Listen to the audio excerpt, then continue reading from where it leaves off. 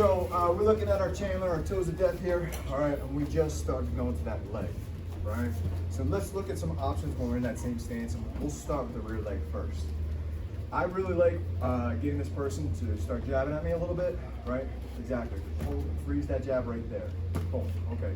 Can you see my right toe, my right foot?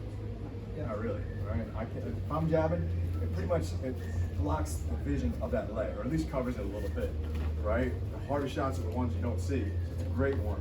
So maybe I hide him a little bit. I'm getting him to chase me a little bit. I get him to jab, right? I'm timing that jab and going right underneath and looking at those toes.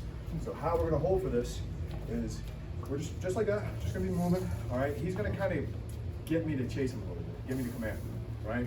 He's gonna be moving around a little bit, maybe he comes in, touches, and then moves, whatever he's doing, all right? And I'm just trying to get him, all right?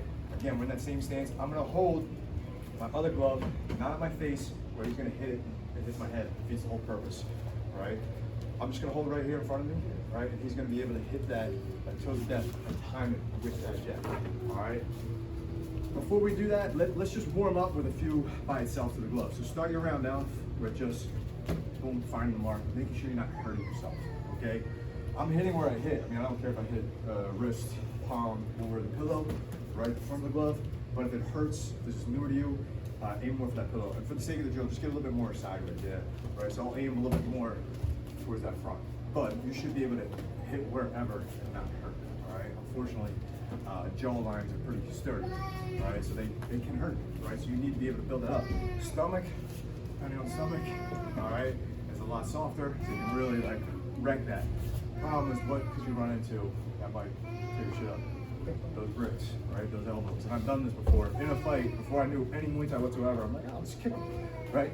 And I teeped his back elbow and broke my foot in 2 places. And that was just a teep, right? So imagine you throwing the toes of death and hitting an elbow, you were gonna tear your shit up, right? However, we can kind of get around that and look at some things off of that, right? But one more time, let's start the dance off. I'll go on the way now. He's just gonna hit, we'll say like 5-ish to 10-ish, whenever he feels comfortable, he can hit that mark. If this is new, go more towards 10, right? So he finds that mark on that glove, perfect. Move it around, boom, here. All right, cool. And now we'll add the jab aspect, right? So I'm gonna come after him with that jab, I'm gonna hold, perfect. He's just gonna be timing that toes of death, we call it, or Michael Chandler or Tony Ferguson pick, right? So get a couple off, right? Boom, we're moving. All right, once I get comfortable, all right, my partner's gonna be jabbing, and I don't need to do it every single time, right? It's quality reps over quantity. So I just, look, you can do that on the back, right? I'm seeing him, I'm picking up on his clothes, I'm figuring out when he needs to jab. Okay, I'm blocking in different ways. Okay, all right, maybe this one, boom, here. All right, so have that back hand in a position to hold. All right, but make it your own. All right, go with your flow there. Just move, see it, and hit it compared to just the little kid karate class for 15 minutes, right? So let's try that. Let's go one guy, one round. Go.